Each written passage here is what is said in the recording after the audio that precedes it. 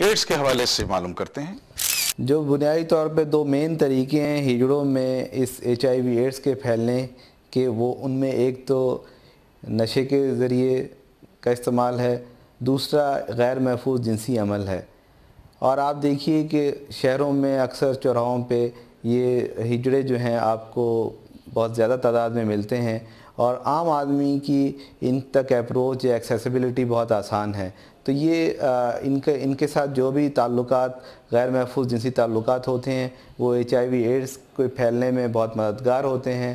دوسرا، یہ لوگ گروپس کی شکل میں سوئی کے ذریعے نشہ کرتے ہیں، اور سوئیاں جو ہیں آپس میں ایک دوسرے کے ساتھ شیئر کرتے ہیں، تو HIV ایڈز کے پھیلنے کا موجب بنتے ہیں۔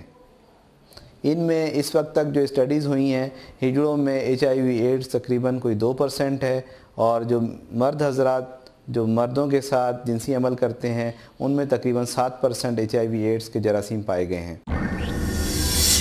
اگر ہم ان کے نفسیاتی پہلوؤں پر نظر ڈالیں تو وہ کون سے سمٹمز ہوتے ہیں جنہیں ماں باپ پہچان سکیں ایسے بچوں کو؟ اس کے جو عادات اطوار ہیں وہ گھر کی خواتین سے زیادہ ملتے ہیں بنسبت والدین کے، جو کہ بالکل اپوزٹ ہوتا ہے کہ جو بچہ ہجڑا نہیں ہوتا وہ اپنے باپ کی نقل کرتا ہے، جو ہجڑا ہوتا ہے وہ اپنی ماں کی نقل کرتا ہے یا بہنوں کی نقل کرتا ہے۔ اس کو سوسائٹی سے ریجیکشن نہیں ملتا ہے، مذاق بھی اڑتا ہے، تو پھر اس کے مزاج میں تبدیلی آنی شروع ہوتی ہیں، وہ ڈپریشن میں یا خاموش ہونا شروع ہو جاتا ہے۔ سن بلوغت میں وہ کیا محسوس کرتے ہیں؟ یہ کروموزوم کی ابنارمیلٹی بھی ہو سکتی ہے۔ ان کی اصل نفسیات کیا ہوتی ہے؟ مرد ہے تو اس کو اپنے جو اعضاء ہوتے ہیں، مردانہ اعضاء، ان سے نفرت ہوتی ہے، وہ نہیں چاہتا۔ ان کا رویہ عورتوں کی طرح کیوں ہوتا ہے؟ دیکھیں، ان کا رویہ عورتوں جیسا ہی کیوں ہوتا ہے کہ وہ اپنے آپ کو کسی بھی جینڈر رول میں فٹ کر لیتے ہیں، جو ان کا اپنا ماحول ہوتا ہے اس حساب سے وہ اپنے آپ کو اس جینڈر رول میں فٹ کر لیتے ہیں۔ تو وہ کوئی ایسی چیز نہیں ہوتی، بیکاز کہ اس کے اندر تو آرگن میں بھی کچھ لوگوں کے اندر صرف فیمیل آرگن ہوتے ہیں اور کچھ اور کروموزومز اس کے میل ہوتے ہیں، اور فیمیل ڈیولپمنٹ ہوئی بھی ہوتی ہے۔ تو یہ ہے کہ یہ کوئی ایسی سگنیفیکنٹ بات نہیں ہے کہ ہم یہ کہیں کہ عورتوں جیسا ہی وہ ان کا اپنا ماحول ہوتا ہے جس پہ انہوں نے وہ اپنا کریٹ کر لیا ہے ایک رول نا۔ وہ کیا ہیں؟ کیا ان میں عورتوں کی روح ہے یا مردوں کی روح؟ ہم ہیں ہی عورت، دیکھ لو، ہر کوئی دیکھتا مجھے عورت۔ ابھی بھی پیچھے لگ رہا تھا ایک لڑکا، کہہ رہا چل رہی ہو، میں نے کہا جا رہی شوٹنگ پہ۔ ایسی عورتیں بھی ہیں جن میں ادھورا پن پایا جاتا ہے۔ ایک پیشنٹ آئی آفٹر میرج آئی کہ بچوں کے لیے، لیکن جب اس کو چیک اپ کرا تو اس کی کروموزوم جو ہیں وہ تو میل کے ہیں، اور شی از اے میل، اور جو ہے اس کے جو ٹیسٹس ہیں دا میل جینیٹل آرگنز وہ ایبڈومن میں ہیں، اور فیمیل کوئی جینیٹل آرگن نہیں ہے۔ تو یہ ہے کہ آپ اس کو ڈائگنوز کر سکتے ہیں ٹائم ٹو ٹائم۔ لیکن ان کی عادت و اطوار عورتوں جیسی کیوں ہوتی ہے؟ بچپن میں سوچتی تھی میں لڑکی بنوں، اچھی لڑکی بنوں، مجھے بہت شوق تھا، مجھے بڑی خواہش تھی اچھے ڈریس پہنوں، اچھے کپڑے پہنوں، بہت میں نے ہر چیز کرا، انجوائے کیا بہت۔ ان کا رویہ عورتوں جیسا ہی کیوں ہوتا ہے کہ وہ اپنے آپ کو کسی بھی جینڈر رول میں فٹ کر لیتے ہیں، جو ان کا اپنا ماحول ہوتا ہے اس حساب سے وہ اپنے آپ کو اس جینڈر رول میں فٹ کر لیتے ہیں۔ تو وہ کوئی ایسی چیز نہیں ہوتی، بیکاز کہ اس کے اندر تو آرگن میں بھی کچھ لوگوں کے اندر صرف فیمیل آرگن ہوتے ہیں اور کچھ اور کروموزومز اس کے میل ہوتے ہیں، اور فیمیل ڈیولپمنٹ ہوئی بھی ہوتی ہے۔ تو یہ ہے کہ یہ کوئی ایسی سگنیفیکنٹ بات نہیں ہے کہ ہم یہ کہیں کہ عورتوں جیسا ہی وہ ان کا اپنا ماحول ہوتا ہے جس پہ انہوں نے وہ اپنا کریٹ کر لیا ہے ایک رول۔ دین اسلام ضابطہ حیات ہے، تو ناظرین اسلام کی روح سے ان پہلوؤں کا جائزہ لیتے ہیں۔ ان کے لیے نماز کے بارے میں کیا حکم ہے؟ عورتوں کی طرح پڑھنی چاہیے یا مردوں کی طرح؟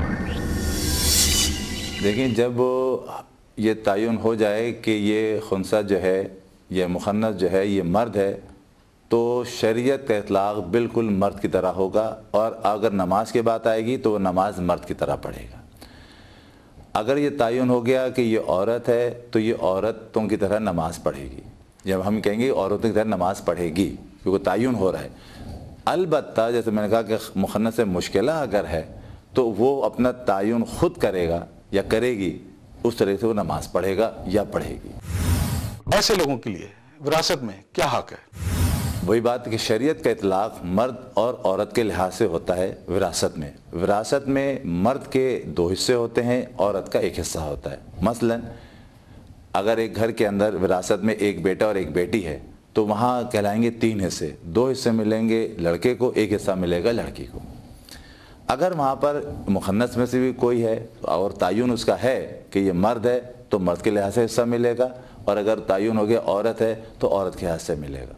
फिर मुश्किल एक जगह आएगी, और वो ये आएगी कि जब ये मुखन्नस से मुश्किला होगा तो फिर तायुन नहीं हो रहा कि मर्द और औरत, तो वहाँ शरीयत ने ये रखा है कि जो हिस्सा कम पड़ रहा है उसमें से उसको दिया जाएगा।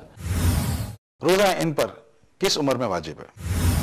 रोज़ा जिस तरीके से आम मुसलमान घराने के अंदर बच्चा बच्ची पर जब बालिग होते हैं उस वक्त रोज़ा फ़र्ज़ होता है। इनके अंदर भी बलूगत आती है, इनकम्प्लीट रहती है, कमज़ोर रहती है, वह दीगर है, लेकिन इनके अंदर भी चाहे वो मर्द की नुमा हो चाहे औरत नुमा हो, जब वो चीज़ें इंडिकेट होंगी तो यकीनन रोज़ा जो है उन पर फ़र्ज़ हो जाएगा। जहाद इन पर वाजिब है? जिहाद में हिस्से की बात जहाँ तक है तो यकीनन उसमें कोई मुज़ायक़ा नहीं है शरई तौर पे भी कि अगर जिहाद तो ज़रूरत पेश आती है तो औरतें भी जिहाद करती हैं, तो लिहाजा जहाँ जिहाद की बात आएगी तो इसमें कोई मैं नहीं समझता कि शरई तौर पर मुज़ायक़ा हो कि उनको जिहाद में हिस्सा न लेने दिया जाए, इसलिए कि जिहाद मर्द तो यकीनन करते ही करते हैं, ज़रूरत पर औरतें भी करती हैं। तो अगर आपने का तयन औरतों में किया है तो भी वक्त ज़रूरत औरत जिहाद पे जा सकती है, और मर्द में है तो यकीनन शरीयत का इतलाक़ होगा और वो जिहाद पे जा सकता है। ये महरम है या ना महरम? इसके अंदर भी शरीयत का वही इतलाक़ है कि अगर मर्द है तो ज़ाहिर बात है कि मर्दों से पर्दा होगा, और औरत है तो औरत औरत से पर्दा नहीं करेगी। तो अगर इसका तायुन है इस मुखन्नस का कि ये मर्द है और औरतें जानती हैं कि ये मर्द है, तो उन औरतों को उससे पर्दा करना चाहिए। अगर ये मालूम हो गया कि ये औरत है तो औरतों के साथ आ जा सकता है, कोई आ जा सकती है, कोई मुज़ायक़ा नहीं उसके अंदर। क्या इनकी शादी होनी चाहिए?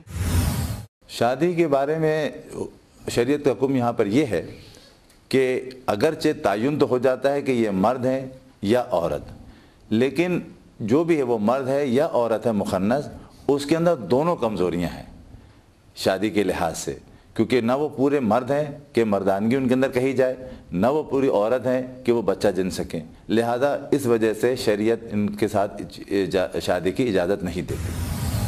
देखिए, शादी के लिए ये है कि अगर इनका ये मर्ज़ काबिल इलाज हो और इलाज हो जाए उस सूरत में तो शादी कर लेनी चाहिए, होनी चाहिए।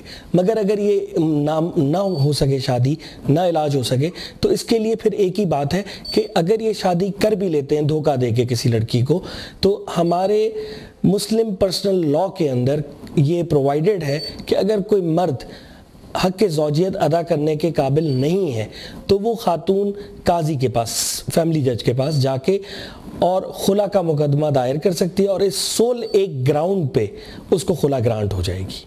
और ऐसा होता है, ऐसे बहुत से प्रेसिडेंट्स हैं जिसमें कि बहुत अच्छी फैमिली के लड़के जो है वहाँ पे अदालतों में साबित हो जाते हैं कि they are incompetent to perform the sexual there obligation. देखो, मेरे को है ना पूरी दुनिया जानती है ये ख्वाजा है। अब मैं किसी बेटी की ज़िंदगी ख़राब करूँ, अच्छा नहीं लगे, वो उसकी भी हाय लगे, हम तो वैसे ही बद्दुआ देते हैं, और फिर हमारे किसी की हाय लगे, अच्छा नहीं लगेगा।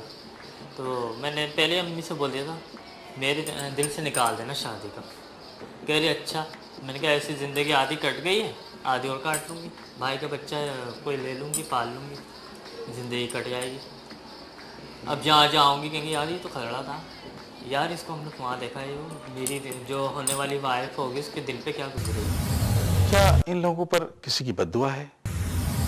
बद्दुआ का जहाँ तक ताल्लुक़ है, इनकी ख़ास लगना ये कोई शरन ऐसी बात नहीं है कि ये ना कुरान में ऐसी कोई बात है ना हदीस में हमें ऐसी कोई बात मिलती है। बद्दुआ का जहाँ तक लगने का ताल्लुक़ है, ये तो जब कोई सताया जाता है, ये तो हमने शरीयत में पढ़ा है कि अगर आपने किसी को सताया है और जिसको सताया है मज़लूम है बेचारा, अगर वो बद्दुआ देता है तो उसकी बद्दुआ लग जाती है। लेकिन یہ ایسی کوئی بات نہیں ہے ان کے ساتھ کہ یہ اگر کوئی ایسی بد دعا دیں تو بد دعا لگ جائے یا دعا دیں دعا لگ جائے. وہ تو اللہ رب العزت کے معاملات ہیں کہ وہ کسی کے ساتھ کیا کرتا ہے, لیکن شرعاً ان کی کوئی ہمیں حقیقت نہیں دے گی کہ کوئی بد دعا لگ سکے. میں دعا زیادہ دیتی ہوں, بد دعا میں نے بس ایک کو دی تھی, اس کو لگی, باقی دعا دیتی ہوں میں کسی کو نہیں. جو ناجائز کرتا ہے نا اس کو بھی نہیں کرتی میں. ہاں بد دعا اس کو دیتی جس نے میرے بال کاٹے تھے, جس نے مجھے بدتمیزی کی, اس کی ٹانگ کٹ گئی.